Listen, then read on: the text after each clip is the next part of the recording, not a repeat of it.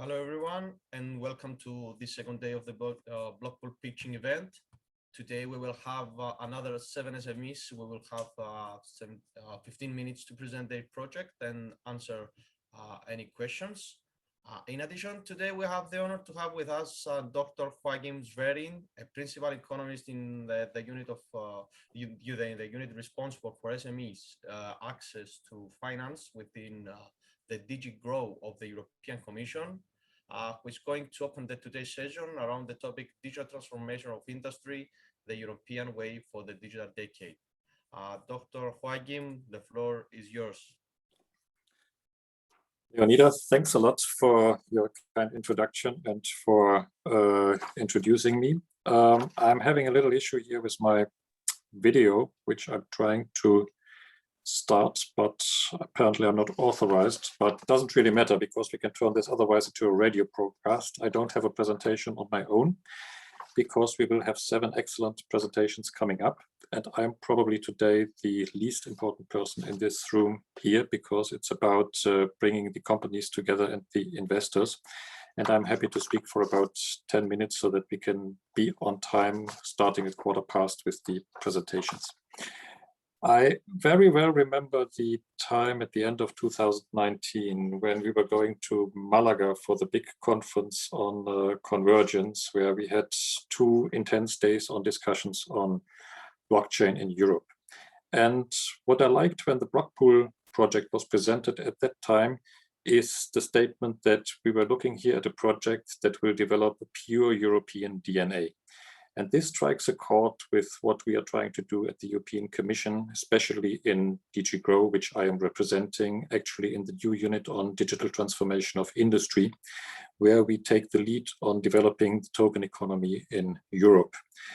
And what I liked from the outset on the BLOCKPOOL project is not only that it brings together 7 very strong partners, which have a track record in accompanying and scaling enterprises, and with most of them actually I myself and DG Grow have been working together for quite a long time, but also that we have the combination here, which is the key to success of the 3 elements, which is finance, education, and networking. And the financing aspect is very clear as regards BLOCKPOOL. The education aspect, if I look at your webpage and the MOOCs and all the information that you gather as well. And education is probably at least as important as is the financing part in developing here our European DNA on blockchain applications. But the key thing, of course, is networking, which we are doing here today as we bring everyone together in this virtual room here. And I would like to briefly give a few thoughts on what the importance, especially of all these companies that we're seeing here and the others actually that are in the BLOCKPOOL consortium are, but beyond that also in the more than 100 applicants and the many more companies that we have in Europe. And you mentioned at the introduction SME access to finance, with which I dealt for the last 9 years before then, really focusing now on the token economy. 98% of our enterprises in Europe are small and medium-sized enterprises. And they are the backbone of our economy. Especially, we have a segment of about 4% of enterprises in Europe, which are the high growth companies, the companies that are scaling up, which create 80% of new jobs.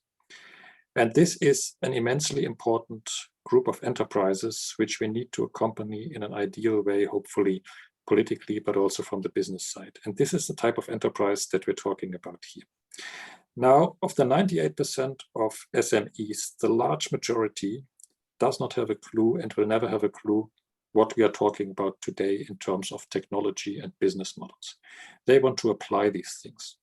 And when I listened to the 7 presentations yesterday, which I found very interesting, is that we have an ideal combination here in the sense that these companies are in fact SMEs, they are startups, they are facing exactly the same problems that SMEs face everywhere in Europe, but they at the same time provide solutions. And the solutions that the companies provide have an enormous relevance for all our companies, the millions of companies in Europe. And yesterday we were discussing trade finance, we were discussing the green transition, we were discussing different types of sectors like cultural enterprises. We were discussing the fact that we have this big paper trail still that I would say even in the simplest services like parcel delivery, and that is not an example of yesterday, of course, but something which struck my mind, where when you get a parcel, it is traced perfectly everywhere. But then when you get some kind of service, the financial part, the bookkeeping, the insurance, keeping of records, etc., takes endless time thereafter. So in a sense, we have the digitalization, but it does not really disseminate, it does not really yet facilitate all the daily activities of the SMEs. And I think the companies present here today are in an ideal position because the learning that they have themselves when accessing finance, when accessing markets, when accessing customers, when scaling up, mirror the needs of all the other SMEs and will therefore also be able to address them, which makes it a very strong group to follow, to support, and to accompany in the next phase of their scaling up. I would like to use the last 5 minutes that I would like to have for my introduction for a brief explanation of also from a policy perspective why this is important. In the European Union, we have a track record of being very early adopters and supporters of distributed ledger technology. And we have been doing that for the last 10 years, and we have a very strong commitment, at least for the last 5 to 6 years. We had this exercise in 2015, 2016, when we were looking at the future innovation priorities of the European Union. And we got so many proposals of what kinds of technologies would be really game changers for our enterprises in Europe. And a number of people proposed blockchain. I proposed at the time blockchain applications for the real economy, because I feel it is nice to have technology. It is nice to have cryptocurrencies. It is nice to have all the technological gadgets. But if you do not manage to find a way into concrete applications that serve enterprises of all sizes, that serve the citizens everywhere, then this is an academic exercise, because we are spending public money here. We are spending public resources here. And that is why we need to ensure that our economy everywhere sees directly the benefits of this technology. So there is no lack of creativity in terms of technology. There is no lack of creativity as regards business models. But what we need is to have really the deep and broad coverage of the needs of all the SME startups and our citizens in the applications of what you're doing. And this is actually another aspect which I like so much about this BLOCKPOOL group here, because if I am allowed to say so, everything that I've seen yesterday and what I'm hoping to see today is really normal. There is not the one idea that pretends to reinvent the world, but all these projects are wonderfully normal in the sense that they target really concrete and important questions. And they are not unique, because many of the things that we have been discussing, we see also developing in other places. But the more important it is really to scale these enterprises now and to disseminate good practices, to reach out from a few countries where the projects are present to other countries, and to have a pan-European reach of the enterprises that we are presenting and discussing here today. And this, to me, is a key outcome of this BLOCKPOOL project. So in a sense, it has been limited in terms of finance.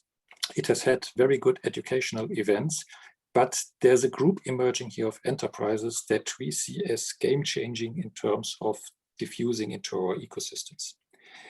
And I'm not now going to repeat to you what you know anyway, what we have been doing politically at the European level over the last couple of years, starting with the FinTech Action Plan and the EU Blockchain Observatory and INATBA and all our activities there, and the MiCA regulation and crypto assets, etc. But I would briefly like to point at 2 things which we have proposed very recently. And the one thing, and this is the subtitle of my presentation, which has been mentioned at the introduction, is the digital decade in Europe. We have proposed on the 9th of March a communication that we call the Digital Compass, the European Way for the Digital Decade, where we have very clear targets of where we would like to stand in 2030. Because we feel that we have made our homework over the last couple of years. We have understood the technology. We are in discussion with industry. And now we need to see that we disseminate and reach really nearly everyone, or perfectly everyone in Europe, in terms of 4 dimensions: what government does in terms of e-government, what the infrastructure is supposed as regards blockchain, as regards standardization, as regards all the other things that you know, but especially also businesses and skills. And these two things are to me at the core of my heart. For business, we have said that we need to have a tech take-up of at least 75 of European companies using cloud services, AI, big data, whatever we have in the tech domain. And that also we must tackle the late adopters so that the technologies we are discussing here today, which are a novelty for most enterprises, actually get diffused in our 14 industrial ecosystems and really used in practice. And for that, we need skills. And skills is probably the biggest challenge that we face. We have at the moment 8 million ICT specialists in Europe. We target 20 million at the end of the decade. And everyone is telling us that this is impossible. And I'm not talking here about simple courses by some US big tech that gives you 2-hour lessons on how to use their programs and this is digital skills. No, this is not digital skills. Digital skills is integrating, fully integrating novel and innovative business solutions using, for example, blockchain technology, but also others, into the daily work of the company, of the SME, of the startup, and ideally not to even notice that you use it. And we heard that yesterday in some of the examples that people said when asked what kind of blockchain solution are you using? Well, actually, we decided not to really mention it to our customers and other people that we're using it, but we have it in the background. Yes. That's the way to go forward with it. Take it as self-evident. Everyone is using a smartphone. No one knows how the smartphone works. At least I don't know. The same applies to blockchain. And this is the way forward. And the learning exercise that we see here in this BLOCKPOOL trajectory over the last 2 years is exactly the development of those skills, of those experiences that we need to register, that we need to disseminate, and that we need to support further. And to do that, and that's my last remark, as you know, we have at this moment, and we put that also into our industrial policy strategy, which we published earlier this month, the big discussion on the post-COVID-19 economy and the big discussion on the recovery and resilience plans with tons of money that the member states are currently developing, where 20% of that is to be spent on digitalization. And we're talking here 300 billion euros over the next 10 years that are part of that package, where the big problem is how to diffuse that money to the right destinations and how to make sure that it reaches precisely these targets that I've mentioned. And this means that we will have a lot of activity in this space here, and not only in artificial intelligence and the things that are currently promoted so much, but especially also in blockchain, which we consider as really a very important breakthrough technology in the future. And it is therefore the more important that your projects are being highlighted, are being supported, and that you make them visible, not only to me and my colleagues, because we are following you with a lot of sympathy, but also to our political masters and to everyone who is deciding in the member states and in the ecosystems to know what work is being done here, to then also ensure in the next level the right support. And we are very happy to help on this. And I know that a number of people involved in these projects here have already been very active in reaching out to us, which we very much appreciate. And I can assure you that we follow that up in the proper way. I conclude here because, as said, it's not for me to talk today, but to see and listen to exciting examples and hope that something gets out of this matching which we had yesterday and today. I wish everyone much success for that. And it's really very interesting to see all these projects and we ensure the respective follow-up. Thank you.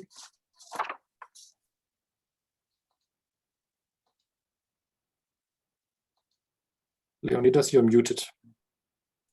Sorry. Thank you very much, Dr. Huayem, for this very interesting introduction and talk. We can have 1 or 2 questions. We have 2 minutes before moving to our first SME for today. I don't know if you have any, or you can, or Dr. Huayem can share any contact details where you can submit any question you have.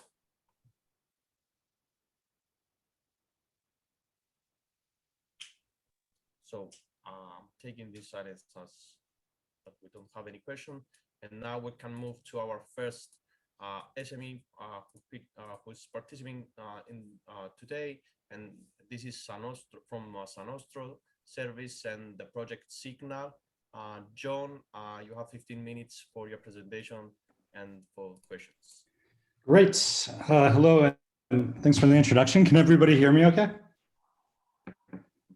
Great, then I'll start the screen share. Okay, can you see my screen? Yes. Perfect. Okay, so hi, thanks for the introduction. My name is John, the CEO of Sinostro, which is the owner and operator of Signal. In a nutshell, Signal actually does more than just prove that quantitative investment models are accurate and trustworthy. However, because the focus of the BLOCKPOOL project was the blockchain aspect of what we did for Signal, I'm going to focus primarily on that today. So we prove that quantitative investment models are accurate and trustworthy. Let's see. The first thing to everybody's probably asking is, what is a quant signal or a quantitative investment signal? It's an indicator to buy, sell, or hold a financial instrument. So these are not just technical indicators that you hear about, but they're the numerical output of mathematical and statistical models that are applied to financial instruments. They represent the past and present behavior of the instrument, and they attempt to predict the future of the instrument. So they're basically a photo according to a mathematical model of which direction the model believes that a financial instrument will move in the future. So quantitative finance is huge. It's not just limited to a small niche. It's estimated that today the majority of trading volume is actually driven by quant finance. So globally, it's estimated to be about 80%. In the equities market, it's about 60%, and in the FX market, it's 91%. I don't have statistics for the cryptocurrency markets, but I would imagine it's in the high 90s, more than FX. So quant models are actually major drivers of today's economy. And yet, there's an important caveat, is that anyone can create a model that perfectly predicts the curves ex post, which will not work ex ante. So what does that mean exactly? It means that I can create a statistical model that will perform well. If I measure that model and I run a back test on it, it'll perform well. I'll have made money. But that's because I can see the past. And I have a desire, an unintentional desire, to achieve a given outcome. So I will actually end up biasing my model to have good performance because I can see the past. And then another thing, that there's also a form of manipulation, and this is actually more common than is realized, called curve fitting, where I purposefully go and I make my model to perform well in the past, and then say, look, I made this wonderful model, give me money, I'll trade using it, and then the model doesn't actually work. So that's a fairly typical problem that we have for such a huge sector.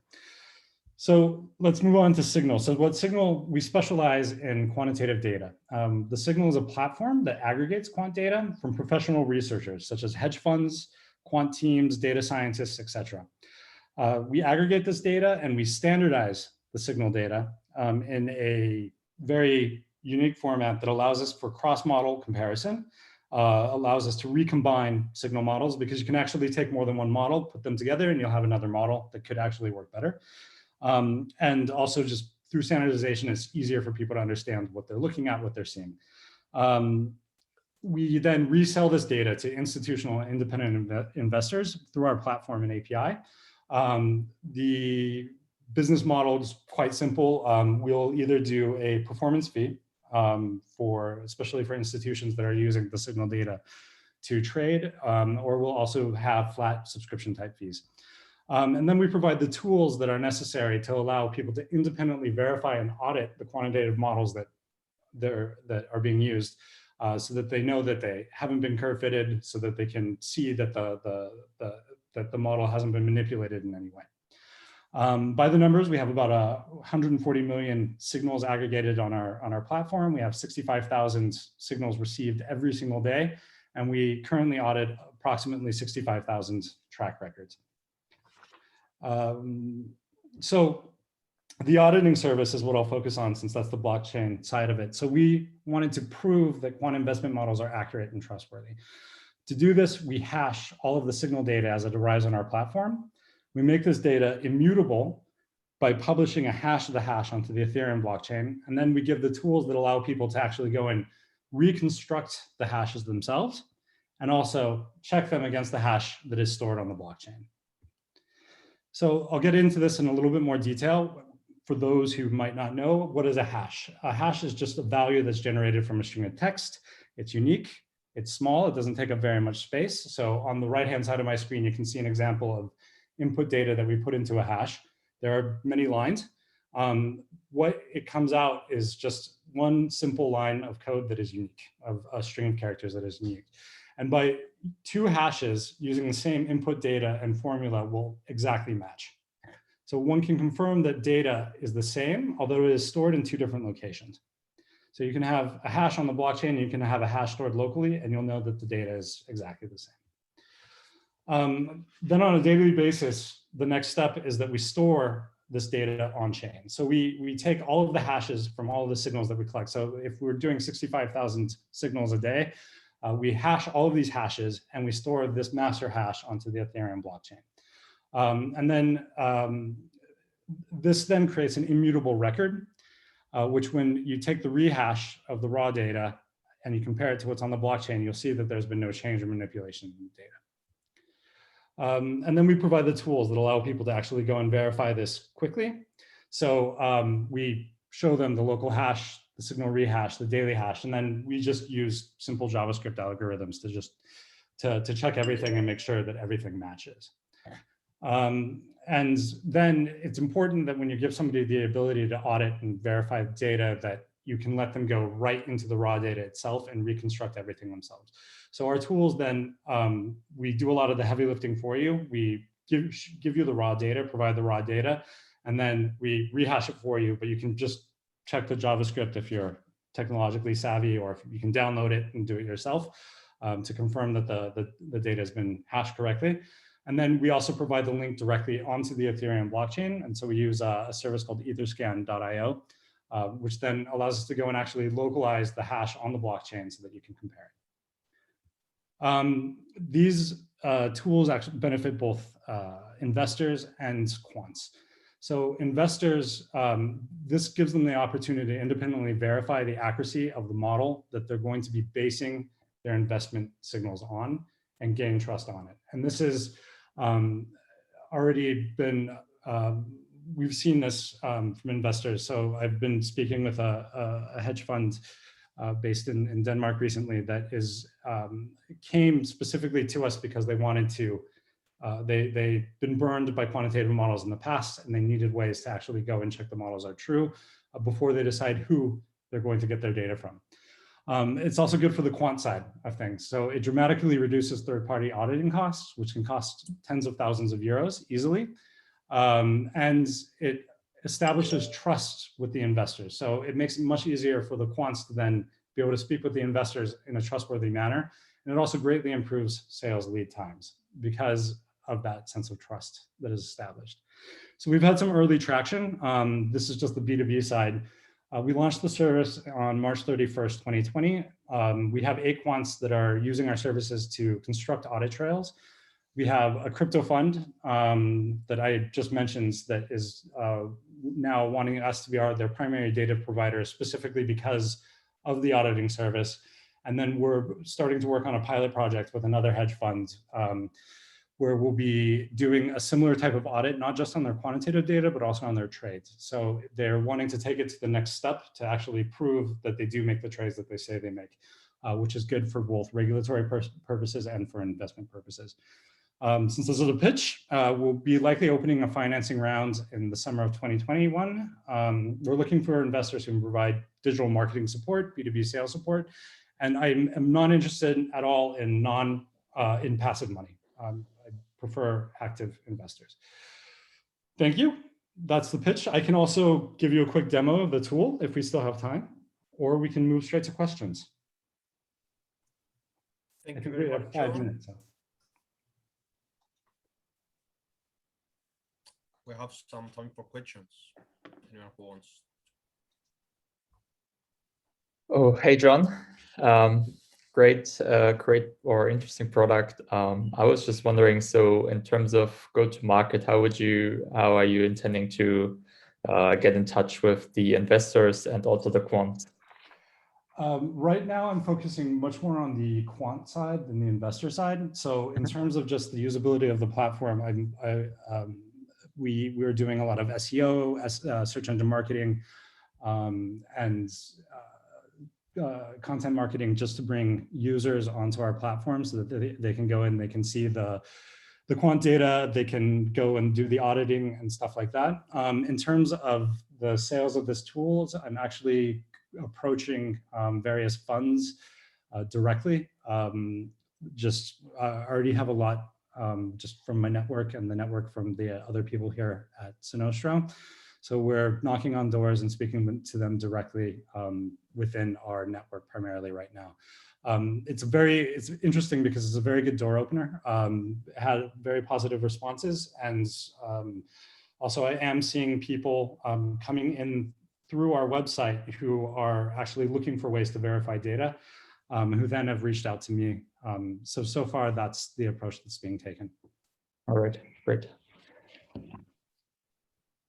John, it's Wolfgang here from BFG. Excellent presentation. Thanks very much.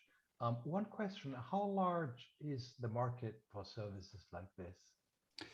It's fairly large. I don't know how to quantify it, but we've been in contact with their family offices, for example, all over Europe that are not actually able to build their own quant teams. So they look to outsource the quantitative side of things. So they, if they want to have this type of data in order to make their trades upon, we actually provide it for. We're also working with banks. So we are just getting started with another bank based in Central Europe that is very interested in this. They're trading, one of their trading teams is wanting to use the quant data for their own internal trades within the bank, not to recommend trades to the banking clients, but for their treasury department, basically. So the market is large. Another interesting, hedge funds are also interested in this. So hedge funds are interested in it because of the regulatory aspect. It gives them a way to prove for much cheaper than what it costs to pay KPMG or Deloitte or anybody to actually go and audit the data. It's much faster and much cheaper to be able to have a blockchain solution that can prove that the trades and the quant data is accurate. There wasn't front running on it. So the market is quite large. And I believe that we're also hoping to start approaching things such as ETF funds and stuff like that who would also be interested in this. Okay, thanks. You're welcome.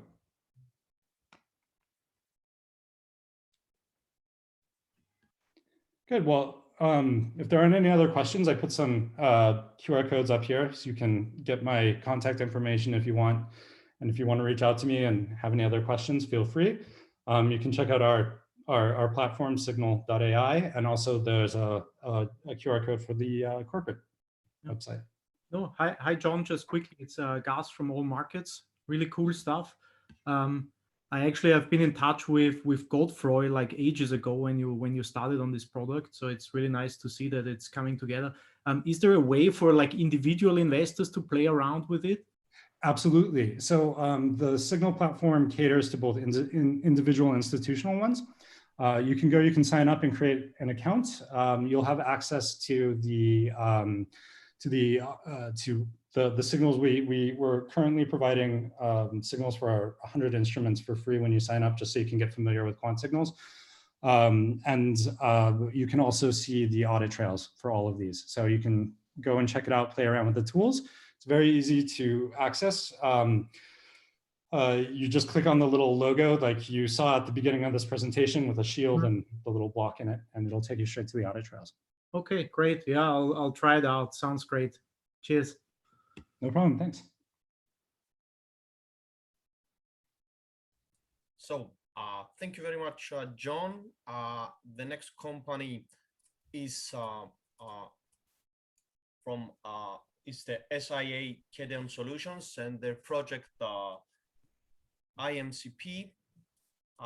Dear Rainis, the floor is yours for the next 15 minutes. Hi, everyone. Unfortunately, I'm not able to turn on my video. It doesn't, it seems like the host has not allowed it. I will start my presentation. If there's possibility for you to allow to start video, would be great as well. So hi, my name is Renis Skoros. I'm the founder and CEO of Kedion. And we also participated in this batch of BLOCKPOOL, and happy to introduce what we have been working on.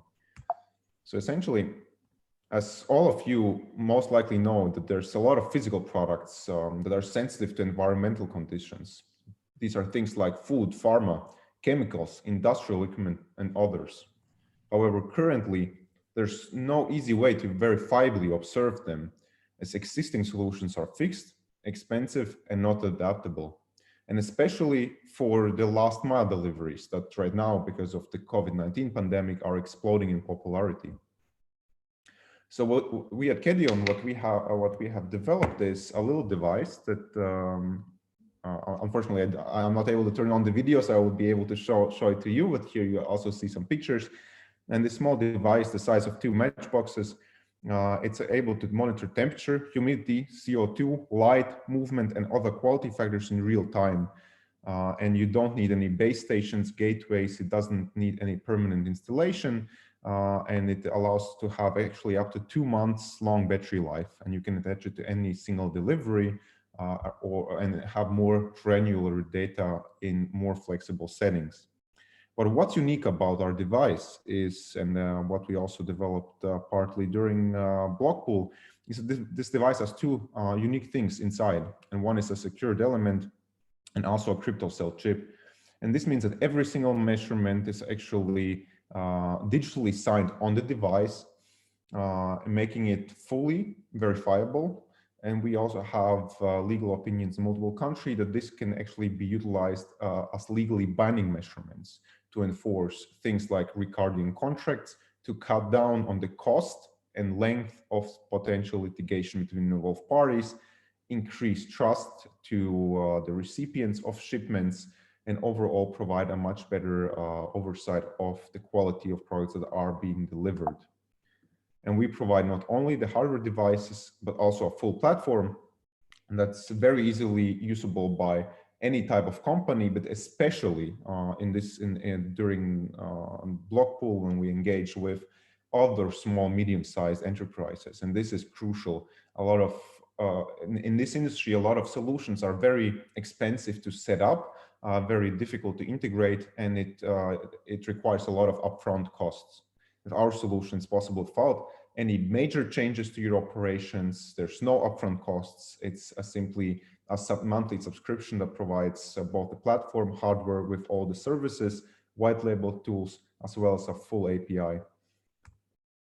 Essentially, what this does, it allows not only to protect from liability and showcase if there's a dispute that you have done everything correctly in this delivery process. You can increase efficiency, but it also helps to stand out from other competitors that are not taking this additional step of providing insights in the way that those sensitive products are delivered. And ultimately, this drives customer trust, confidence, and satisfaction. And this also increases the loyalty of your customers. And here is some of the numbers that we have during the BLOCKPOOL program with some of the SMEs we engage with.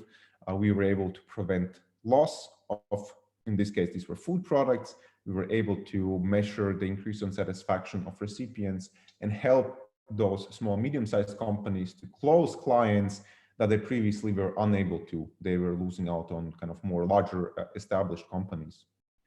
And if you talk about this cold chain monitoring market, it has been highly growing for the past years.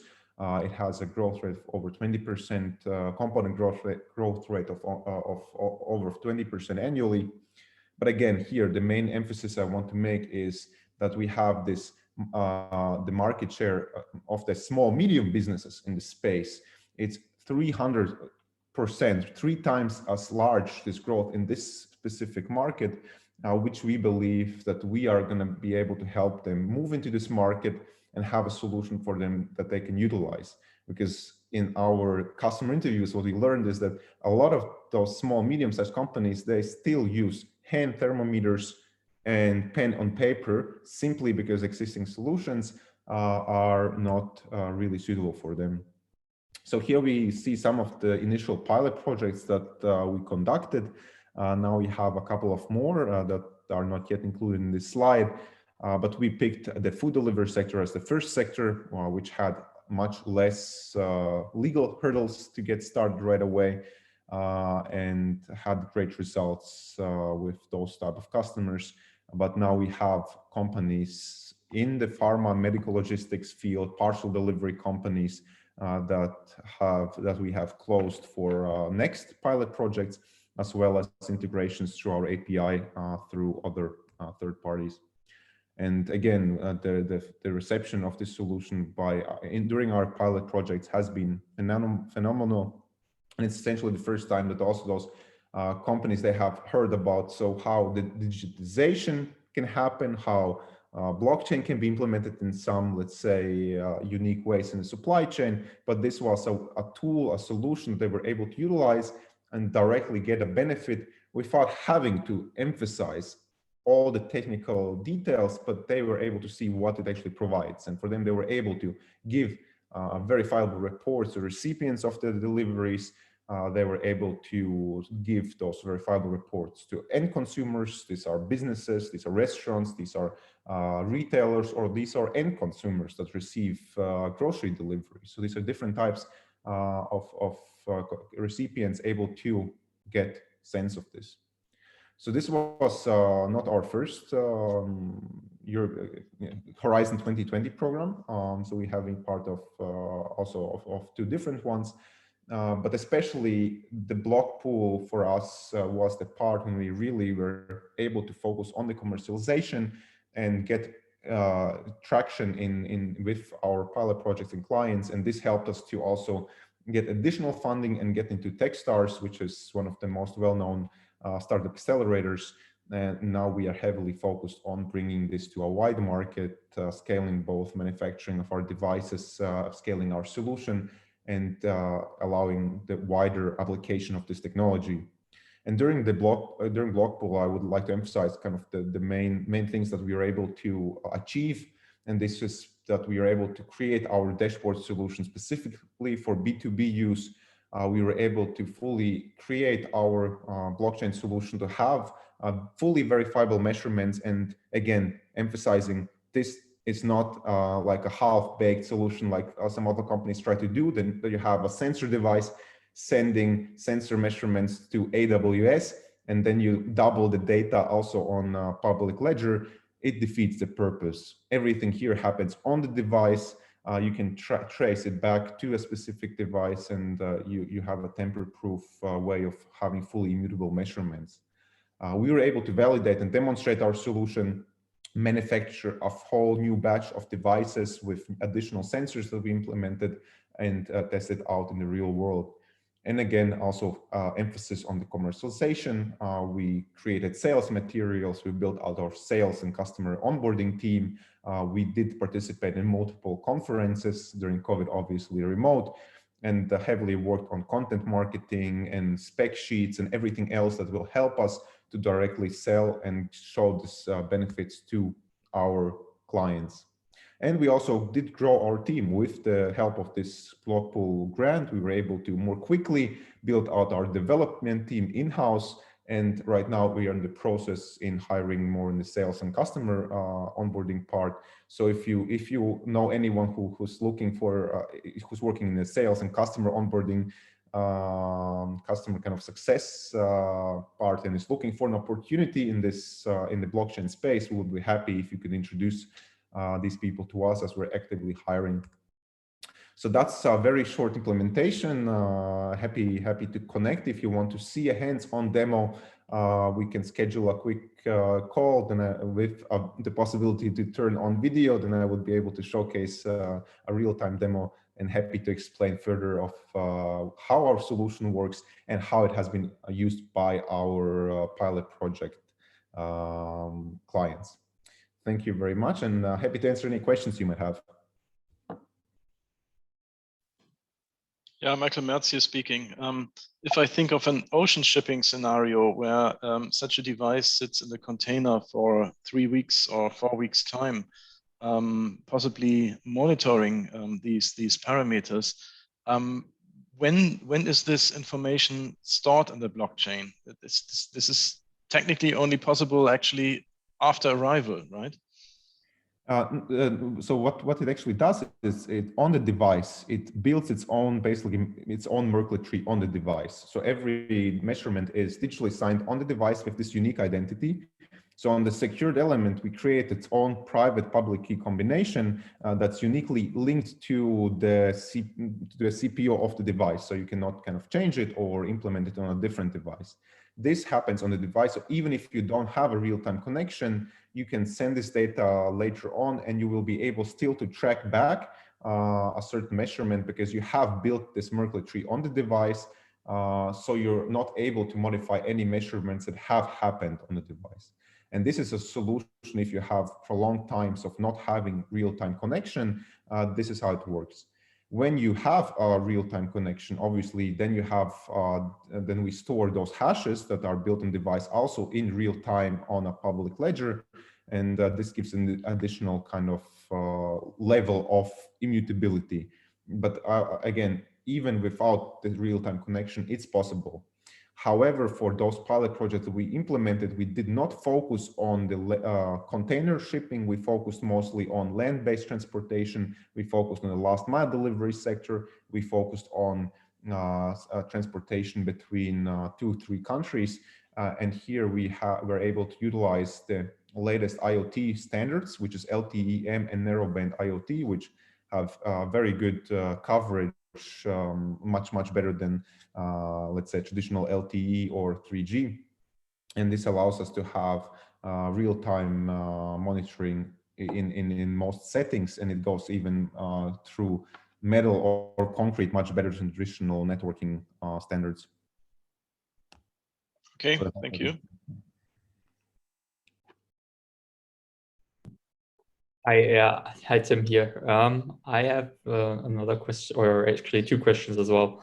I was just wondering in terms of economics. So basically, you're probably selling the device, and is there another like software as a service, basically solution that you sell as well as with recurring revenue? And secondly, in terms of competitive situation, do you see anything else other than the old school way of doing it with paper and pencil? Mm-hmm. Sure. So about our business model. So for small, medium-sized businesses, we have a very simple subscription base. So we charge a fixed monthly fee per device. And this includes all maintenance, transmission, and the platform and everything else. So we have fixed monthly payment there. For once we will start working with larger companies, we will split the cost between hardware and software most likely.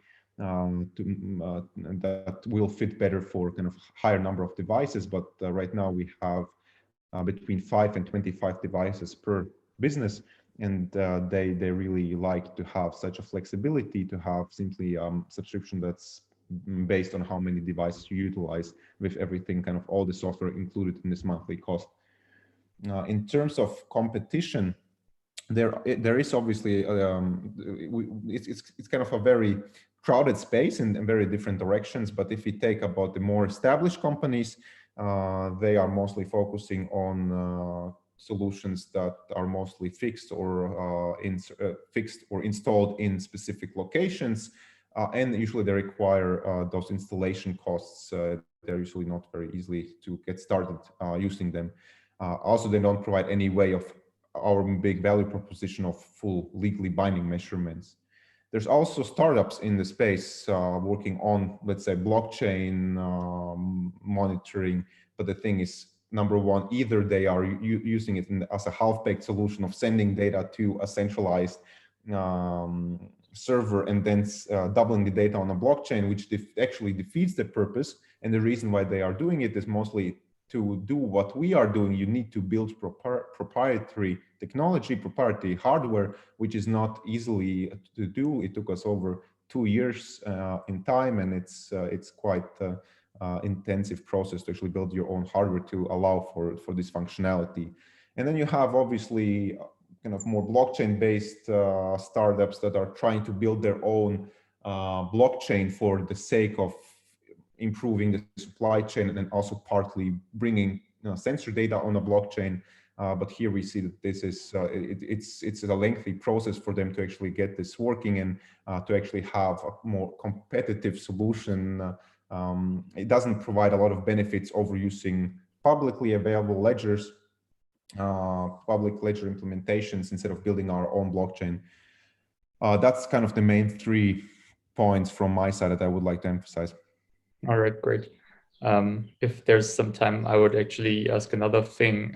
In terms of frequency of measurements, how often is the measurement taken, and how? So is there any variability where I can adjust how many measurements per hour or per minute you do?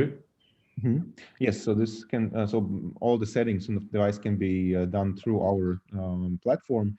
There's basically you can adjust how often the measurements are made and how often they are transferred over the network. The default is 5 seconds, so every 5 seconds it measures and sends the measurement, and this allows for the 2-month battery life, which is unheard of in this space for such a small device without a base station or gateway. As traditionally you would either have real-time measurements with fixed power supply or a small device with, let's say, 1-2 battery life. And this is because we're using LTE-M as one of the first companies. This can be changed, so if you make it longer, this can even last for up to 6 months on a single battery charge, or you can make measurements every second, and it slightly decreases to around 1 month of battery life. However, this is fairly flexible, and we work with our clients right now to find the best settings. So we have a few companies that are wanting to utilize it for very long shipments. So then we obviously decrease the frequency, as it's not as necessary to have such frequent measurements. Right. Short question from my side: how's the device handed back to the sender, or is it so cheap that this is not necessary? Mm-hmm. So this depends on the implementation. We do provide full return services. So we have a partner that we utilize if necessary that will take back the device at the time of once it's delivered. So this partner has relationships with DHL and UPS and other parcel delivery companies if it's shipped this way. However, most of our partners have the logistics, the supply chain owned by a certain entity, and the entity responsible for sending it is usually able to take it back or assemble the devices at the second location, and then we arrange a return of the number of devices back, and we give this company, let's say, twice as many devices, so they don't have to worry about it. However, in settings like last mile delivery or where a single company owns the supply chain and the delivery process, this is not necessary, as the delivery drivers or the people fulfilling deliveries, they can be trained to detach the sensor from the pallet, from the package at the time of giving it to the sender. The cost per device is quite low, but obviously kind of building also more of a sustainable solution, we do provide the opportunity to recharge those devices, reutilize them for multiple deliveries. So our goal is to set up the return logistics that works for our clients to make sure that this is not a solution that is thrown out after a delivery, even though it would be possible, as we strive to actually to increase kind of sustainability instead of having a throwaway solution. Thank you. Thank you very much, Renis. So the next presentation is coming from Parity Platform and the project EV Loader. Christos and Vasilis, the floor is yours for the next 15 minutes.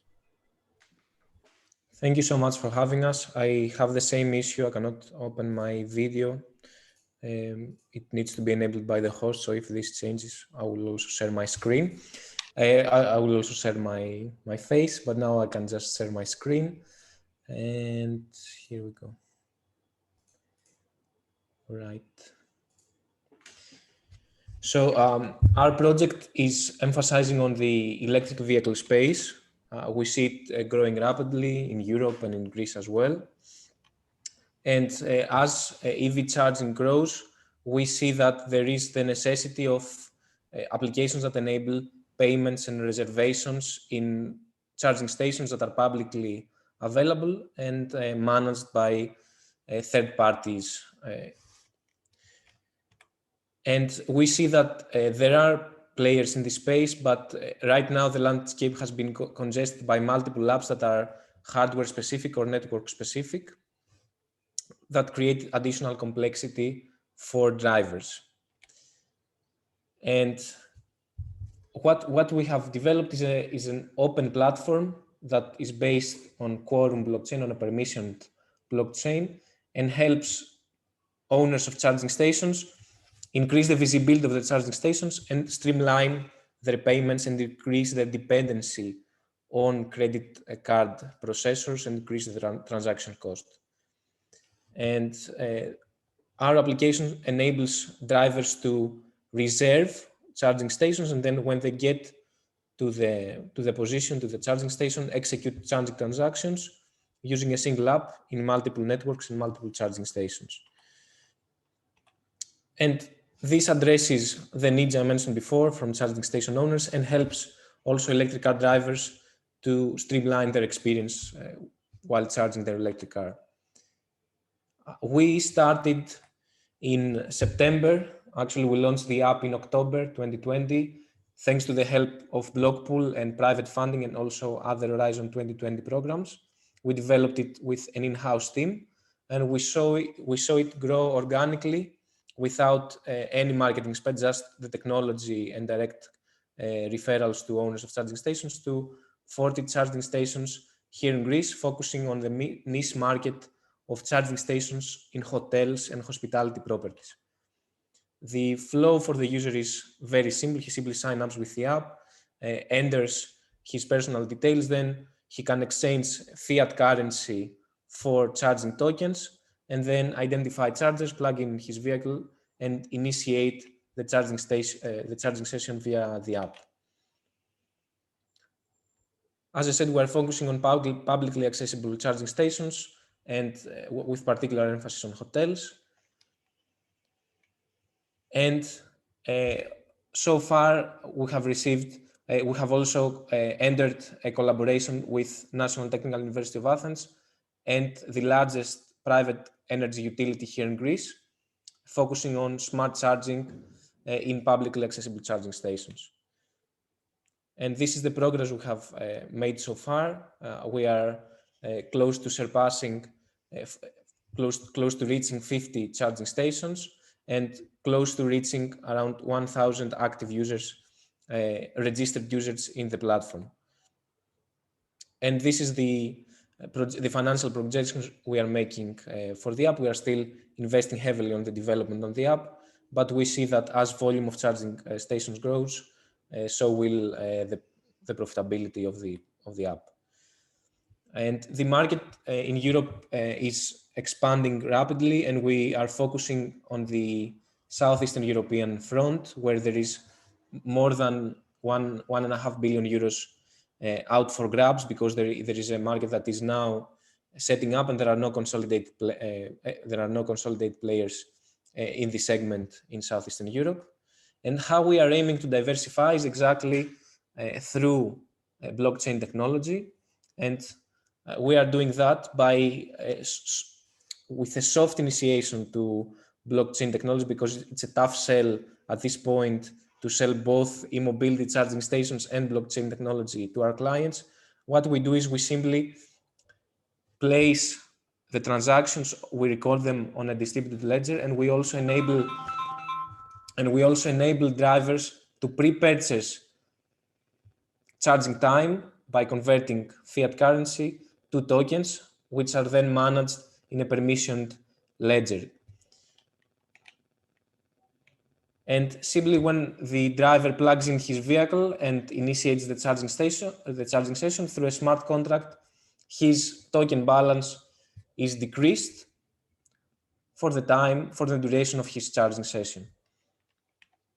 And what this system enables us to do, and why we are using blockchain, is first on the data protection side, meaning that for each transaction we do not need to process again the credit card and have information for the user for his specific location.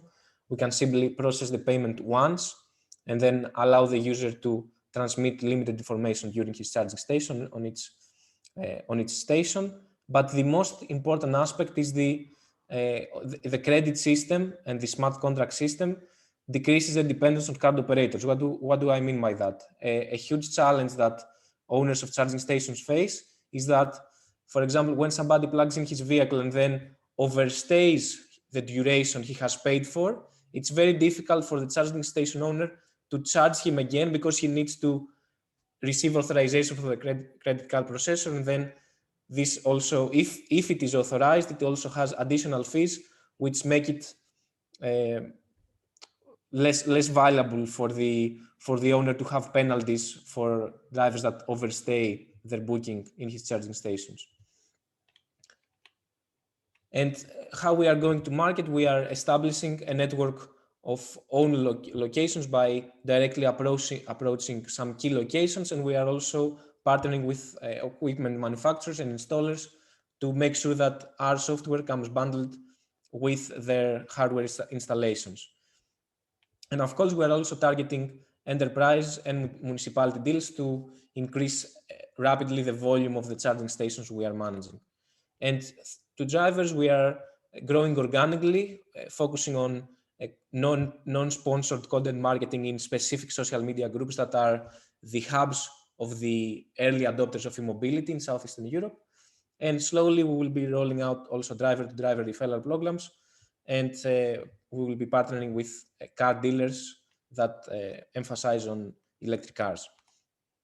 And what collaborations we are seeking and what kind of partners we are seeking is mostly stakeholders from the energy sector that either are looking to co-develop an EV charging platform, and also they might want to add value to this token system, because right now it's a simple closed environment where the permission ledger only serves the smart contracts and doesn't provide any additional value to the users beside reducing the cost. But the essence of the blockchain system is to enable these energy credits that are used only for charging right now to actually be used in other applications, like reducing the energy bill of the user, or being used in other applications and in other partners of the app. I am sharing some screenshots of the app, and also how we are making money. We are charging an onboarding fee per each charger that is onboarded on the platform, and then we collect commission on each transaction that takes place to the platform. And we are also exploring other revenue sources, mostly on geolocation-based advertising. And as I mentioned before, we are focusing on the niche category of charging stations where we have multiple collaborations running in order to equip Greek hotels with charging stations and our software. And closing with our team, we are developing the software in-house. Alexis is running the technology side of the business, and myself and Vasilis, we are running the business side, and always aiming for more collaborations around charging stations here in Greece. And we are also supported by a great software development and sales operations team. And thanks to BLOCKPOOL, we started, and now in the beginning of the next year, we'll be looking for additional funding to expand to new markets beyond Greece. And finally, just closing off, if any partners is active in this segment, we are also working on research projects focusing on smart charging, how we can incentivize users to charge where there is surplus from renewable energy. And we have strong cooperation with National Technical University on this front. And we'll be very glad to discuss any opportunities and any collaborations with any of the partners that are present here today. Thank you so much, and looking forward for your questions.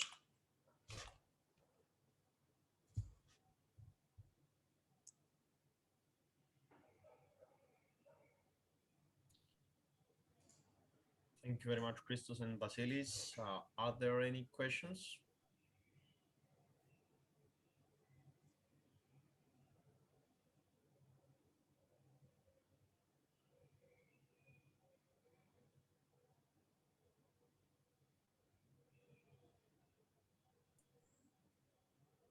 Okay.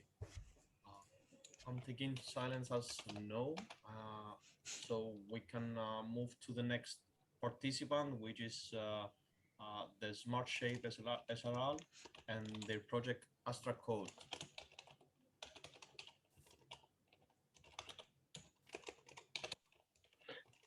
Hello, everybody. Hello, Fabiano.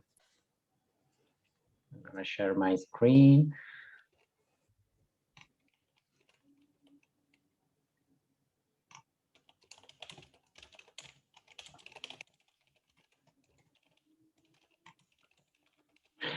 Okay, can you see my screen? Yes. Thank you. I'm Fabiano Izzo, CEO and software architect at SmartShape Software. We found SmartShape Software in 2015 with the desire to use software modeling and low-code paradigms to basically improve and innovate the enterprise software development landscape.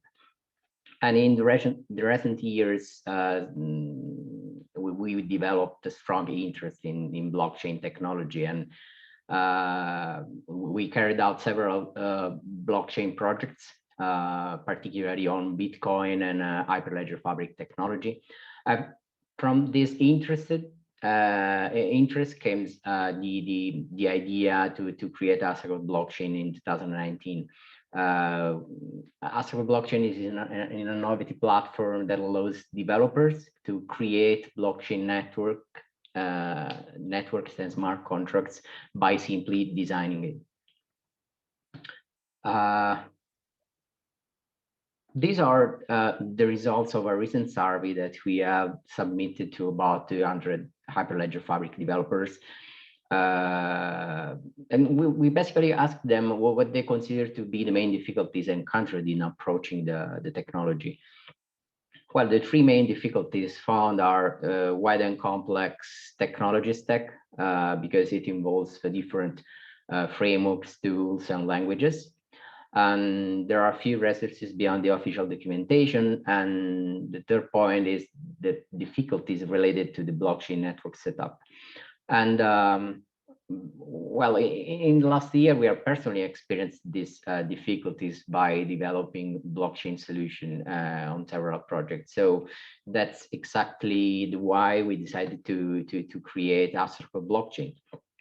As I said, it's a low-code platform that allows users to visually design a blockchain network and its logic, the smart contracts part, and then simply click a button in order to generate the source code, deploy it, and test it in the cloud.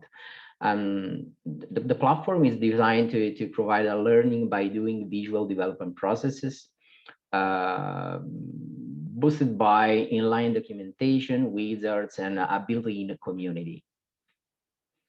Our target customers are primarily companies and public institutions looking to implement their own enterprise blockchain solution. Target users instead are developers, analysts, or simply blockchain enthusiasts with a minimum set of technical capabilities and blockchain concepts knowledge in order to utilize the platform. These one are the key advantages and unique selling proposition of the platform. We are basically simplifying the blockchain DevOps tasks and processes, and we are providing an all-in-one solution for network design, smart contract development, cloud testing, and deployment. And we have a high level of configurability for both networks and the smart contracts. So you can basically use the platform for a general purpose. And this enable to match with a wide range of potential use cases and as adopters. And the visual development environments we are providing is a distinctive point, and it enables self-documentation and also validation during the development process. so this translates in a saving of time, basically. This is our competitor tables, and we generally update it monthly. It is necessary to do so because there is a space in the market for this type of solutions, and all projects are evolving, basically. In any case, on average, the projects are not yet mature, and especially AKB Asoytica blockchain is one of the very few projects to focus a lot on simplifying the development aspects. But where are we? We thanks to BLOCKPOOL, we launched the alpha perimeter of the platform that includes the network composer functionality, based for now on Hyperledger Fabric. And at the end of December, this was at the last December, and very shortly, in a few weeks, we released the stable version of the source code generation functionality. And by June, we will release a first set of payable premium features. So we'll start experimenting on revenues, and we will also start working on a pilot project by engaging an external company or association interested in build blockchain solutions. By September, we will release the visual ID for smart contract. And thanks to the on-chain project, we are also going to do it for Ethereum technology. Then our goal is to have our cloud deployment functionality available by the end of this year. Our business model, our revenue model is based on a monthly pass license. We plan to implement a bottom-up selling strategy by basically involving targeted users through our community by dark data efforts, and then reach the companies through them. These are the key numbers achieved by our platform so far. So we collected in just 1 month before the launch 29 interested people who registered for the pre-launch of the platform. And in 4.5 months since the launch, we have gathered a pool of 80 registered users using the free layer currently, which is the one currently available on the platform. And finally, 42 projects have been created. Not all registered users basically create projects. We realized by coming to direct contact with them that some are looking for support to integrate blockchain into their solutions, but they don't want to implement the solution themselves. And for us, it is very important to identify these cases so we can offer to start a pilot projects with them. So that's what we are doing. And we're also working on launching some pilot projects that will hopefully start between June and July. I'd like to mention Asoytica, which is an association that aggregates the largest companies in the Italian fish sector, to which we are proposing to make the platform available to companies interested in this technology. And proactively also, we are proposing a use case that fits well with their needs of companies in this sector, because we realize that most of the time companies doesn't know blockchain, but don't know how to use it, how to integrate in their processes. So we are acting proactively. This is our funding plan. We collected 50K past year, thanks to BLOCKPOOL, Amazon, and also by bootstrapping, basically, because with the revenues coming from other businesses, Smartsheet is carry on, we are reinvesting it in this project. And we collected 20K in the first months of 2021. We were lucky enough to be selected in the on-chain NGI project, as I mentioned before, and also in the App for Europe acceleration program. So we will get mentoring and advisory from BHub consortium in the next 6 months. And our goal is to reach 250K cap within this year, and another 60K could come from onto-chain, but of course we are looking in different paths to achieve this goal. And we forecast to need a Series A the next year and a Series B in 2023. In the hypothesis to start getting revenues from the platform in 3 months by now, we will reach the break-even point in our forecast within the third and the first year. Finally, I'm very proud to present the team behind Untitled Blockchain. Lucia and I both have strong technical background, gained in years of computer science studies, and now almost 15 years of experience both in Italy and abroad in the IT field. Damiano, which combines its business analysis skill with numerous experiences in developing blockchain solution, and he's among the major contributors to the project. Marco, who's in charge of the growth development, and Stefano, a cybersecurity and blockchain specialist who joined the team 2 months ago and has strengthened it a lot from a technical point of view. Of course, we developed everything in-house, and I'd like to underline that the people in this slide are full-time committed to the project. They are actually real employees of Smartshape software. I guess this is pretty much it. These are my contacts. So feel free to save it, and I'm here to answer your question.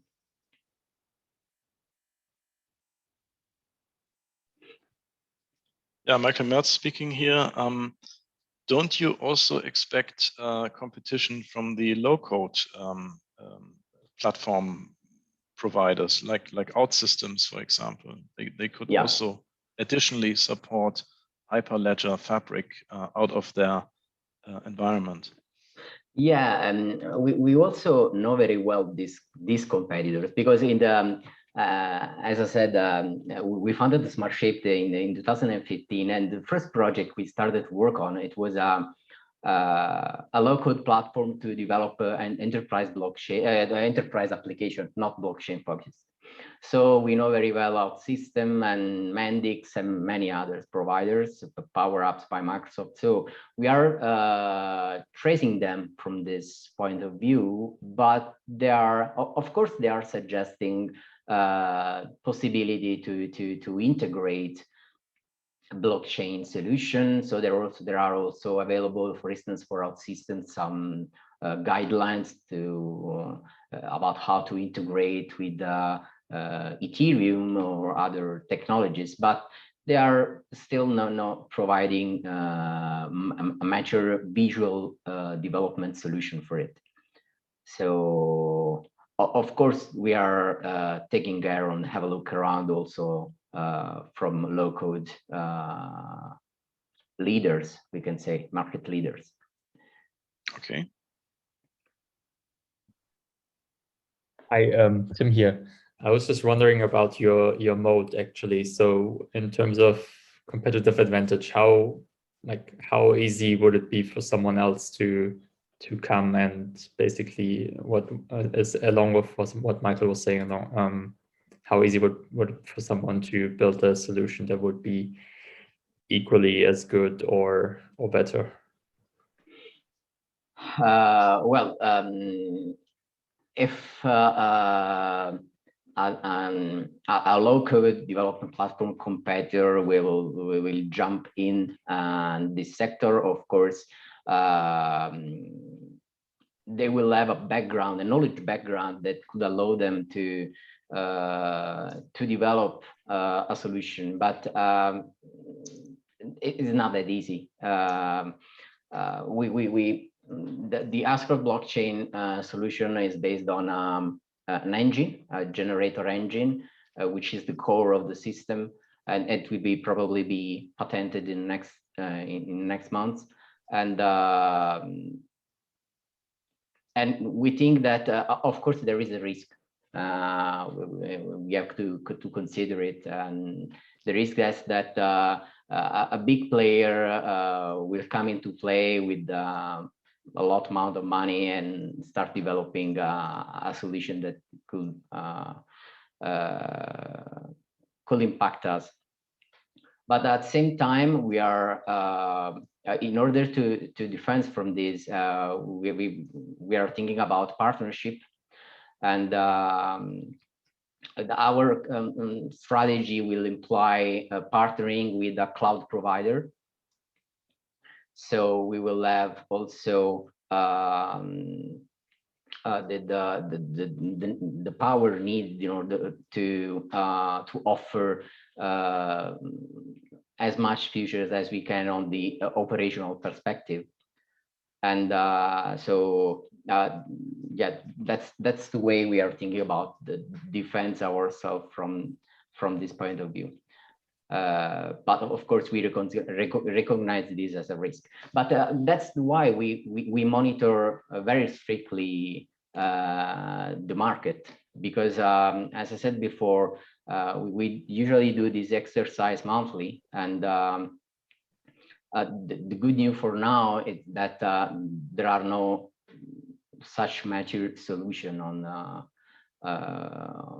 available, and we guess there will be space in the market in the future years for us as well. Okay. But so just to, if I understood correctly, basically, if you onboard a cloud provider, then you would have a strong positioning that you can build up upon, right? Yes, exactly. From this point of view, we are in contact with AWS also, because they offered us a grant to build up the platform with them, and this is just a news from the past days. They put us in contact with R3 Corda. They seems to be very interested in our project, and we're going to get in contact with them and see what could be achieved, because we are, another distinctive point is that we are going to be technology agnostic. So we start focusing on Hyperledger Fabric, and we are going to provide smart contracts part on both Hyperledger Fabric and Ethereum. And why not? We could consider also R3 Corda. So a partnership for us will be a very strategic next step to put in place.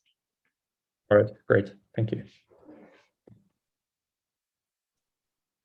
Fabiano, now we're ready to move to the next SME, which is Moto Blockchain and their project Moto Blockchain. Simon, the floor is yours for the next 15 minutes. Hi, thank you. Let me share the screen. This one. Okay, can you see the presentation? Yes. Okay. So, good afternoon to everyone. I'm Simone Brighina, and I'm presenting you Moto Blockchain, the digital identity of your motorcycle. So let's start with a question. How many of you did you ever try to buy a used motorcycle or a used car, or maybe you bought it? How many of you did you felt trust during this process? No, it's really difficult. I cannot see your hands, but normally maybe 2-3% of people live it with a trust feelings during the process, because they knows the owner. Actually, what's happened is that normally we face the asymmetry of information problem.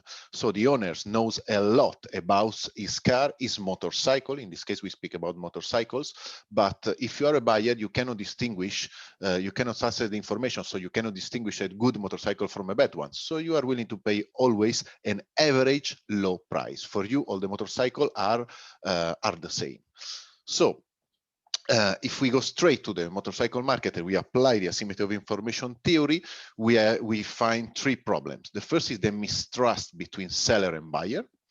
The mistrust leads to a low value of the motorcycle, also if it's in good condition, and the motorcycle are always equipped with a loss of accessories, are tuned, and there is a huge problem also in having back the money for modification and accessories. So if we take a look on the market, if you want to buy a motorcycle, you can find advertisement website. What you can see is information uploaded the day before by the owner with photos uploaded the day before, and this is probably not giving you trust. And you can always say, yes, but I can go to a motorcycle dealer shop. You need to take into account that the dealer shop is going to sell you a motorcycle that he gets from another user. So he doesn't know anything about this motorcycle. He knows how to hide the defect, and he's always asking you an higher sale price. So we do not see this as both of this as a possible solution.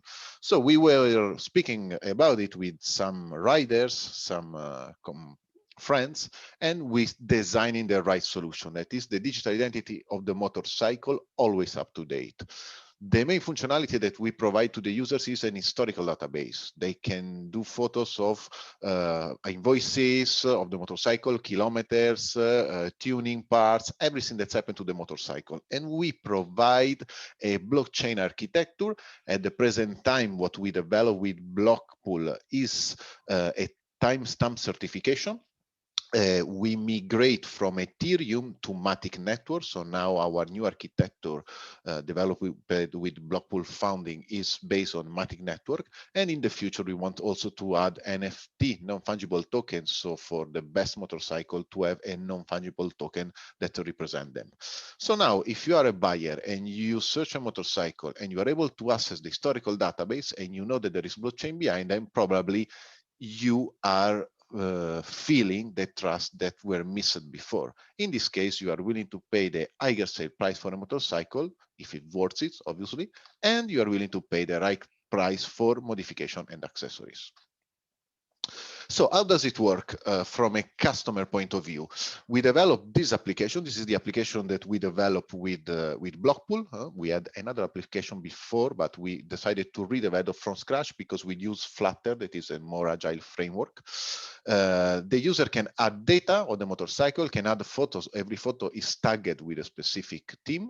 It can add photo detail. It can choose the privacy level of every document. And in the future, this is still under development, they will be able to add invoice, receipt, and mechanic, and also to tell us, authorize us to call the mechanics and certify the invoice. This will be a functionality that will be automated with a new application for the mechanic in the future.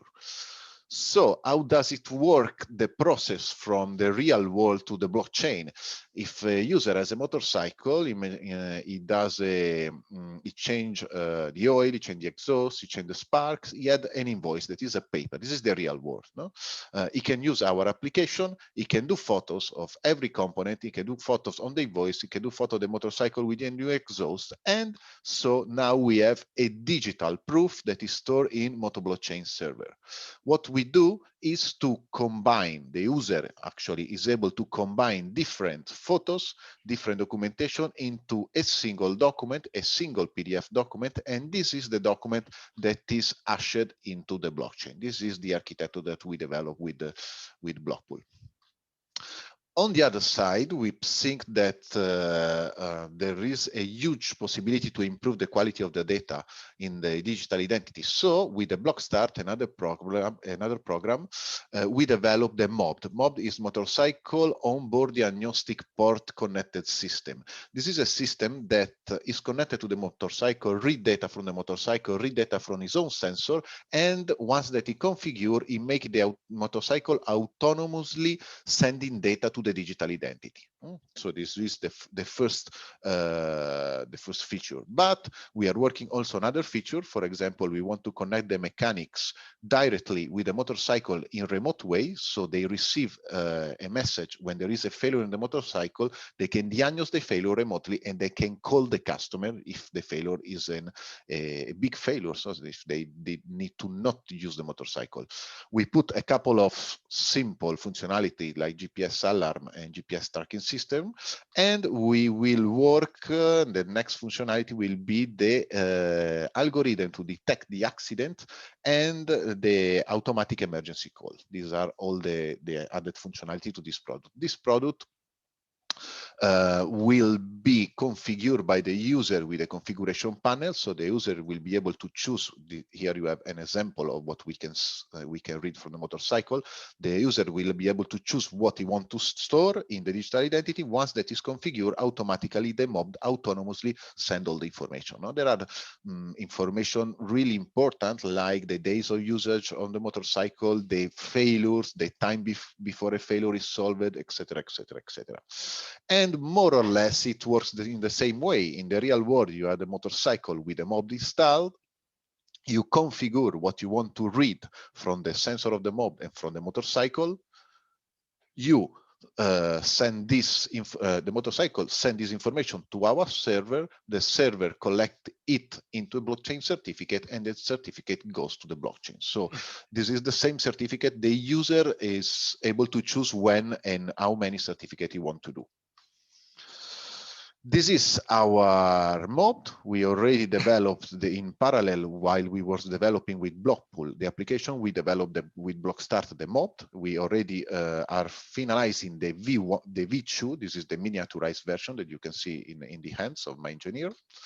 And we have already signed agreement through the BLOCKPOOL program with 4 SME adopters. So we are going now in June to start the testing of the mob. So we can start sending information to our application and go to the blockchain with also the mob. What is our market? There are some competitors, but there are no competitors actually in the motorcycle sector. We did well in choosing the motorcycle sector. A lot of people asking me why you are not in the car sector. This is an example. No, there are a lot of history service provider, but you can only see history about accident, theft, revision. There is no upload from user, upload from mechanics. There is always a searching information that is available and collecting information, but there is nothing about motorcycle. There is nothing about blockchain there. There is blockchain in this other slide. You can see company working on blockchain. The more similar project is from Lamborghini, that is using an application similar to our application for heritage car authentication, while Hyundai and Ford are using blockchain to guarantee that mechanics use original parts, because a lot of people pay for original parts, but they never know if the parts that are mounted are really originals. And Renault is really spending a lot of money in a lot of blockchain projects, but most of them are focused on production and distribution sector. We don't know if they will come to the hands of the user. There was another project, CarTrust Chain, that used blockchain, but I cannot find information since 2018, so I think that the development is stopped. So this is what we have as the small similar competitor to us. From a customer point of view, we work with business to customer. Everyone with a motorcycle obviously can use the digital identity, can use the mob, but we want also to go for business to business. The mechanics that can distribute the mob, any service provider in the motorcycle sector, motorcycle manufacturers that can access the information that we have really useful for them. Assurance company, for example, they can use these tools to retrieve information from their customer, or motorcycle renting company, any company related with motorcycle can be interested for us. So our business model is based on the creation of the digital identity. Once that we have the digital identity, we can go for revenue from the customer, because we have a fee on the transmission of the digital identity when there is a sales on the motorcycle. The user can buy single certificate or use premium model, and we also will go for advertisement and direct sales of the mob. While for the business to business, the mechanics can distribute the mob, the business can use the mob on their motorcycles. We can work with them for the intermediation services, and where we want to go is to develop the big data with machine learning, artificial intelligence, and give to the motorcycle producer, manufacturer, access to this type of data. This is our team. I'm the founder. I'm also taking care of the development of the application. Manuela Del Romano is the co-founder. She's copywriter, taking care of the marketing development. part of the funding of BLOCKPOOL, a huge funding, almost 7K, were invested in an incubation program to design the marketing campaign. We are going to launch the application in July, and we are now designing a specific attraction marketing campaign that will be a very, very strong campaign. So we need to thank BLOCKPOOL for forcing us in investing all this money in marketing. Carlos Callejo is taking care of the blockchain side. He developed all the smart contract in the Matic network, and Diego Markic is taking care of the IoT side, and Alessandro Bussi on our AWS cloud system. We work with several advisors. I want to leave this slide because we receive a lot of help from Pablo Lopez from BLOCKPOOL. We have a lot of discussion with him about blockchain technology development, so it was really, really useful. Our roadmap, what we can see here important, we are in the block start pilot stage. So we are going to test the mob in June. So we will be able to send to blockchain information from the motorcycle in June and to use the application also for this reason. The launch of the application will be done in July, and we will work with the B-Hub acceleration program, like Fabiano. They are going to help us in supporting in the acceleration, and we plan to go also for the DigiFed because there is a lot of funding that we can use for the development of the big data, AI, and machine learning. The mob will be launched in October, and our focus is to have both products in the market this year, have customer using them, and goes for the first real investment round in December. Next year, we will include NFT, we will include for the motorcycle, self-sovereign identity for the user, and all the artificial intelligence system. Okay, this is a resume. We have a blue ocean disruptive idea. Our competition is an ally because there is no direct competition. But if you buy a motorcycle from another website and there is the digital identity, the digital identity must be bought from Moto Blockchain. We usually start up. We go through several incubation programs. We are the first one in using blockchain for motorcycle, and we have a lot of ROI. We already plan to scale this worldwide because this is a service. It's really simple for us to go worldwide, and we have a lot of complementary business models. So to conclude, in case this recording will be so from people interested, I prepared 3 final slides. If you are a motorcycle owner who invests money and time in taking care of your motorcycle, please go to motoblockchain.es, register. We have more or less 200 pre-registered customers until now, or contact us. You can also follow us on LinkedIn or Twitter. While, what's happened? Oh, sorry. While if you are a company, if you love innovation and you want to be ahead of the competence and you are related with the motorcycle sector, please contact us because we have early adopter program. We can give you access to our product as early adopter. And the last call is for investors. In the last quarter of this year, we are going to have all the product in the market, and we are going to prepare our first investment round. So this will be the time to enter in Moto Blockchain with a low evaluation because it will be the first round. Some links, because we have a very great description in BLOCKPOOL and also in Blockstart, or more information in our website. Okay, thank you everyone. I would like to thank you BLOCKPOOL for the support done, for the funding done, and for every networking that will come in the future. Thank you.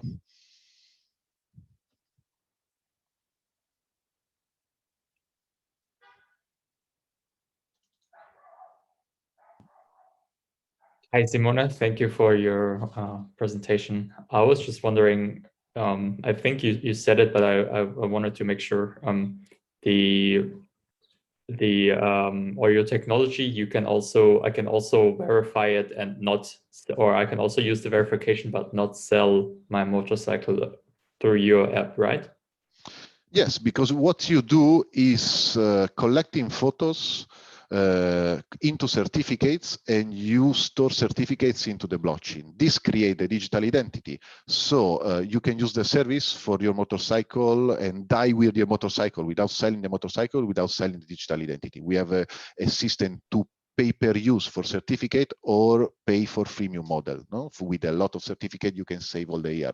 When you sell the motorcycle, obviously you are going to show the digital identity to the user. Also, if you're going to sell the motorcycle from another marketplace, because now we have no marketplace, you probably are going to show the documentation and to say this is in the blockchain. So the new owner will ask you, how can I inherit the documentation? This is the moment where there is a transmission of the digital identity. But until this moment, the service will go as a store service to create the digital identity. Okay. And then you're also taking a cut if I transfer the identity. Yes, at this time, the architecture that we have, we create a user ID, we create a motorcycle ID in the blockchain, and we assign the motorcycle ID to the user ID as ownership. And below the motorcycle ID, we store all the hashes. So in case of selling the motorcycle, we are going to assign the motorcycle ID to a new user ID. Our future development will be based on non-fungible tokens. So every motorcycle will be associated to his own non-fungible token. Every user will have his own wallet, and the non-fungible token will be transmitted from one wallet to another. But for this minimal viable product, we are working with this simplified version of the architecture. Great, thank you. Welcome.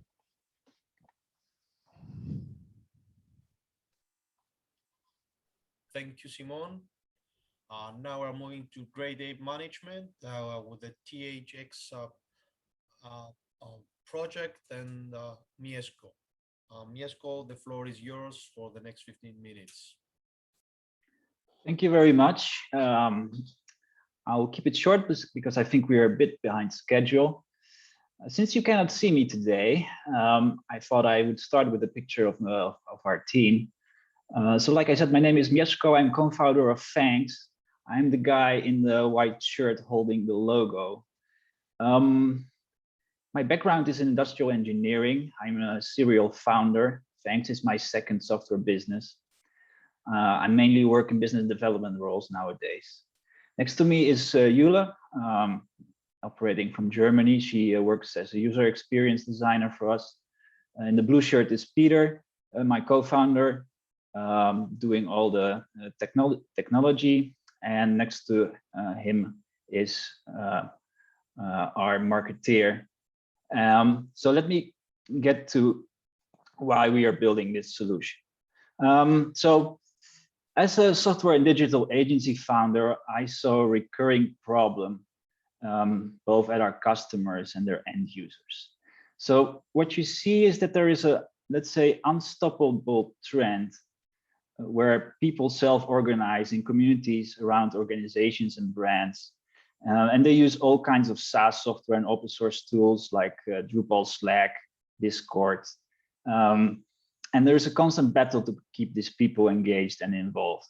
And I would say that this also goes for not only commercial organizations, but also for government and education sectors and other public entities. So these people are already online if we talk about digital transformation.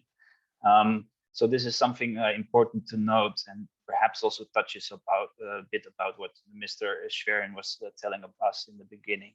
So these people are already online, but organizations cannot reach them. So this is the motivation for us for why we created Thanks. So Thanks allows you to embed gamification and basic fintech in any application, basically using blockchain as a service technology. So what does this mean? This enables technologies like of use cases like peer-to-peer lending, but also giving rewards and payments in other apps. So just to give you an example of what is possible using our technology, this is a screen grab from Slack, which you probably all know on the right. And this is Thanks sending a payment between users. So this is a peer-to-peer payment right in Slack. So you can also do this for example, loyalty rewards in other software. And what's special about this is that it all uses open infrastructure. Again, referring to like, European values, this is important to not create vendor lock-in and maximizing data, freedom and people being in control of the data they generate. And why would we use blockchain in this? Because it plays a key role in making these transactions available cross-platform, right, and platform agnostic. And also, in our case, using a commit chain, they are globally fast and basically free to users, right? So this is very difficult to do with using different technologies. So, and we always say, we design our product for developers, right? We love developers and developers love us. This is Erik, a researcher and blockchain engineer, and he says that our product is easy to use and saves him a lot of time. So we estimate that probably we save over 257K per implementation. And this makes blockchain technology much more accessible for SMEs, but also smaller organizations. Basically, it makes a ticket price from hundreds of thousands of euros, takes it down to a monthly payment.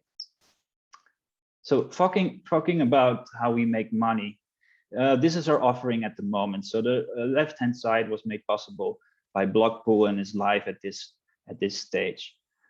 This means that we have a monthly SaaS fee, basically paid in traditional ways, and we also have a token where we take a small cut of every transaction. If you look at the market size, it's, we could argue what exactly is the market, but we think it's most accurate to look at the infrastructure as a service market, which is billions of dollars of euros on its own and growing rapidly. This is a bit about our tokenized fee. I haven't heard people talk a lot about tokens and token models today. I think it's very fascinating, and I think the main takeaway is that it allows to share in the value created of a network by multiple actors, right? So this is something that's not possible in a more traditional SaaS model, where there are basically 2 or 3 companies are the winners and take most of the profits. Even more than developers, we love results, right? So our launchy customer is the United Nations Development Program, and they use Fangs to gamify their interactions on their platform for employees and policymakers. There are over 2,000 active users, and we facilitate over 1,000 daily gamified transactions. So that's actually a huge amount. I talked about a team already, so I skipped this for time's sake.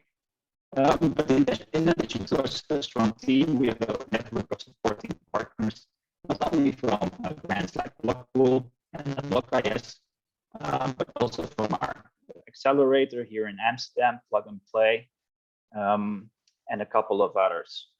I'm also talking to the Dutch financial regulators, DNB and IMF next week, to talk about our token sale and our lending platform ambition.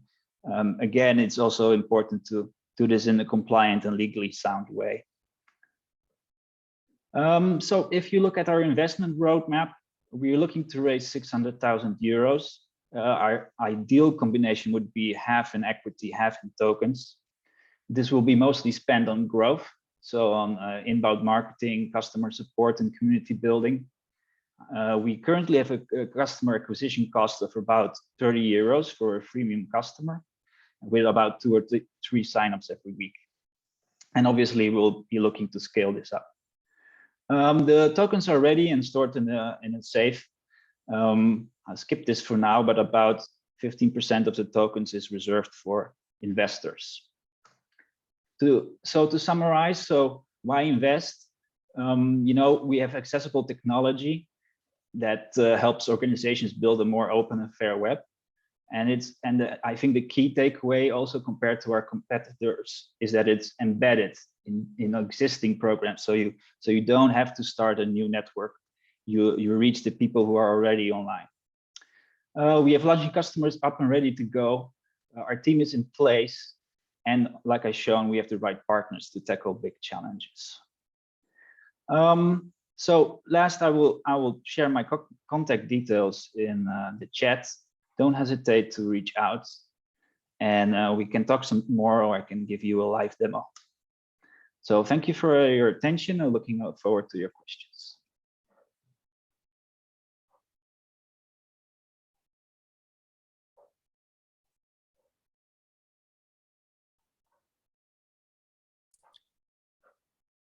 Thank you very much, Mieszko.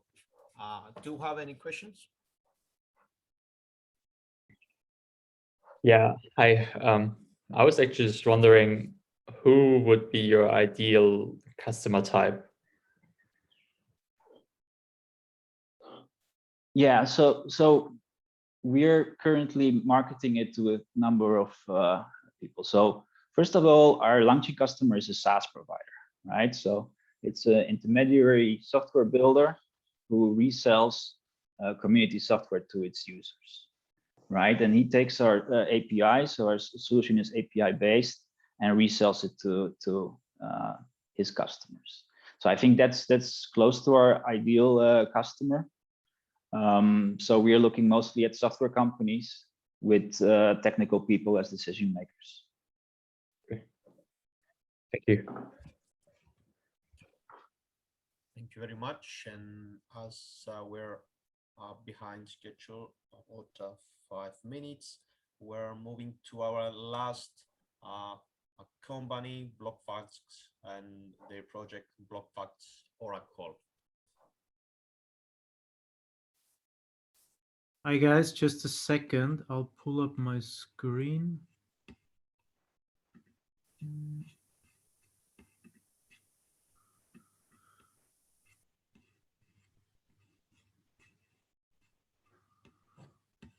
Right.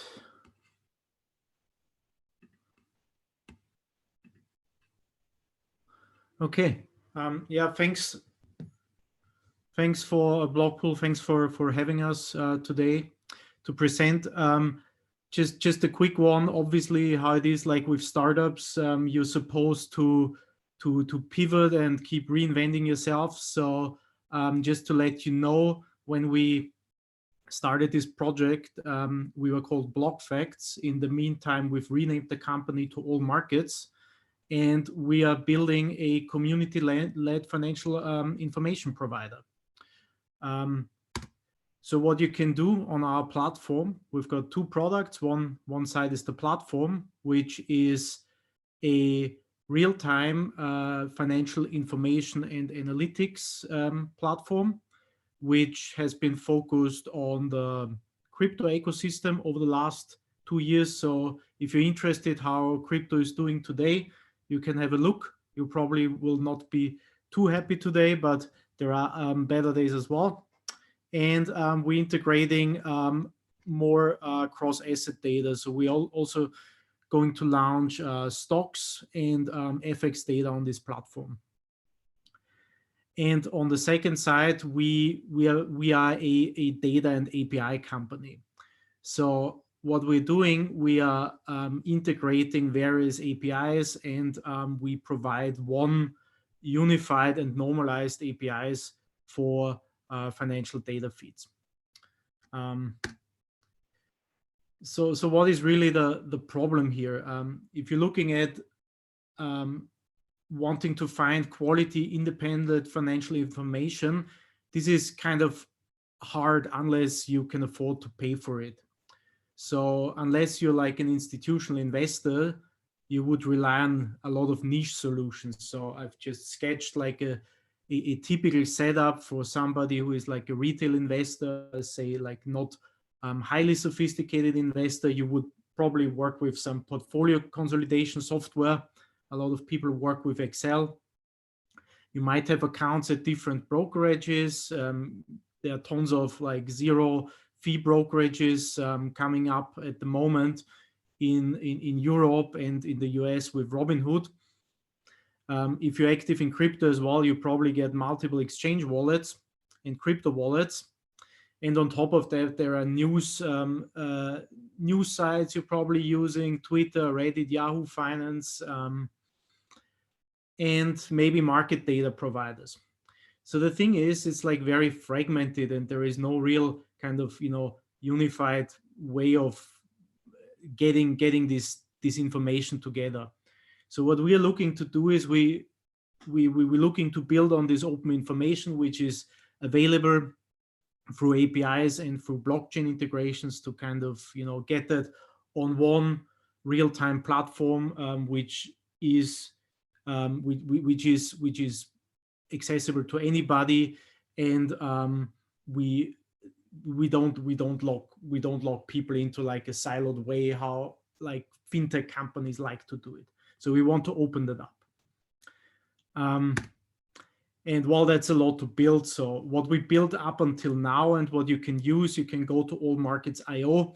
You can get real-time charts and quotes on around 1,200 crypto pairs from around 20 exchanges. We're gonna launch very soon around 5,000 equities in real time as well on there. So that's what we're building, including an interoperable API, which also allows you then to, at some point, connect with a secure encrypted integration with brokers and crypto exchanges, to kind of, you know, place trades straight from our interface to submit to your broker. And the third thing we're also working in the background is to integrate your social channels, so that you in real time have like social information. I don't know, if you click on like a certain cryptocurrency, a certain stock, that you can see, okay, what's going on Twitter, what's going on other social channels. So that's that, and it's all built on an open API ecosystem. I'm a big believer in in the future of open APIs, and in the flattening of access to financial information, which we can already see in the blockchain ecosystem, in the crypto ecosystem, quite big. But you know, traditional finance is also opening up. And now a bit on what we were looking to build on the BLOCKPOOL project. So as I mentioned before, what we already operate now, we have got a crypto API. So we've got a normalized real-time data feeds on across 20 crypto exchanges and 1,200 crosses. With regards to this data, we were like exploring ways to integrate that into you know, blockchain ecosystems. And we were like looking at existing like Oracle solutions. So basically the issue there is that like blockchains, they can't integrate with web APIs. So you need a kind of middleware, which is then writing data in a transaction, so that a smart contract can work with this data. So we looked at existing solutions around a year ago, and on the Ethereum network, which were basically third-party networks which connected to web APIs, and then we're sending this data onto, we're offering this data to smart contracts. So like Chainlink was the most prominent one. And throughout this journey, we're thinking, okay, well, you know, what is the other possibility here as an API provider to directly offer these data feeds to existing smart contracts. And on this journey, we encountered a number of difficulties on the legal, on the regulatory side, but also like on you know, like cybersecurity side. For the time being, we've put this in a future development and focus more on, you know, building out our API and building out our platform. And just a bit of a background on our achievements. So we launched our platform last August on Product Hunt. We were voted #3 product of the day, which we're pretty proud of. And we also seeing a lot of retail trading activity at the time. You know, things have been very wild over the last couple of months.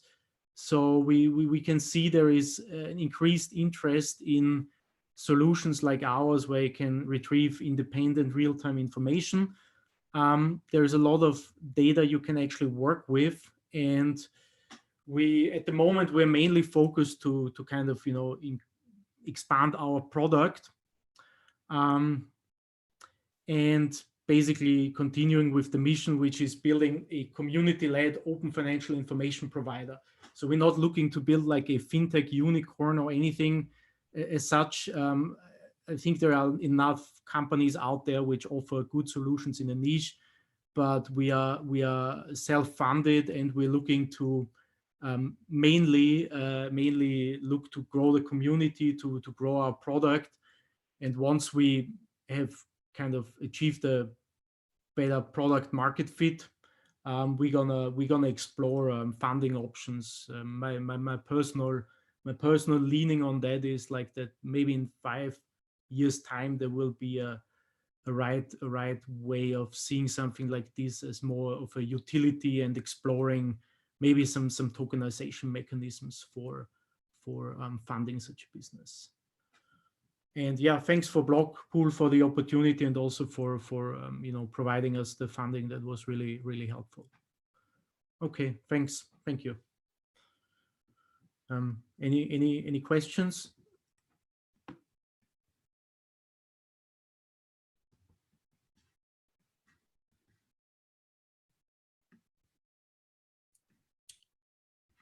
Thank you very much, Gus. Do we have any questions?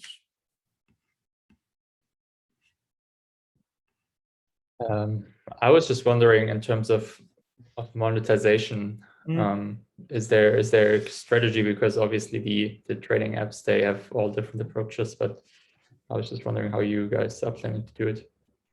I mean, like personally, we don't have a like a real profit motive in that. We're looking to build something for the community. So there is a potential to monetize the API, and this is one end. But in other terms, we're looking, like traditional forms like revenues through advertising, and or to offer premium subscriptions. So the thing is, like with the trading apps, I mean, like their business model is basically free for the user, but the user is the product. So they kind of sell the order flow to high frequency traders, and like the whole kind of sort of thing we've seen with Robinhood. So we're kind of looking, at the opposite end. We're trying to give better information to retail users, and see if we can use some, traditional way of monetizing that, and or some premium subscription for users. Okay, great. And are you also going to build an own social network within the app, like Public does, the US company, or are you just trying to integrate other social networks? I mean, like it's difficult because, like, I think what is very interesting at the moment is you see like the social activity being on third-party platforms like Reddit and Twitter. If you look at all the Wall Street bet things, and all the, like the FinTweet, the crypto tweet, whatever. And the reason for that is, I believe, because people don't really want to be locked into a platform. So a lot of these brokerages or crypto exchanges, they want to kind of get the community onto the platform. But I guess people don't want that for some reasons. So in that sense, I think the community is well, is well built on third-party platforms, and we're more trying to give people a much easier way of interacting with these platforms through APIs. Okay, thank you. Thanks for the question. Thank you very much, Gus. And yeah, I mean, like, feel free to create an account, check it out, follow us, whatever, would be happy. Thank you. Thank you very much, Gus. With that, we reach the end of this pitching event. At this point, I want to thank all the investors and venture capitalists who joined this event. Also, many thanks to Dr. Hakim Schwering for his today opening session. Our SMEs, of course, my colleagues from BLOCKPOOL Consortium, and of course, all of you who joined this event. Here at Blockpool, we are happy to hear that we create opportunities for our funded SMEs, and we're more than sure that in the near future, more good news will come from them. Wishing you all the best, and bye-bye. Thank you. Thank you very much. Bye-bye. Bye. Thanks, guys. Bye-bye.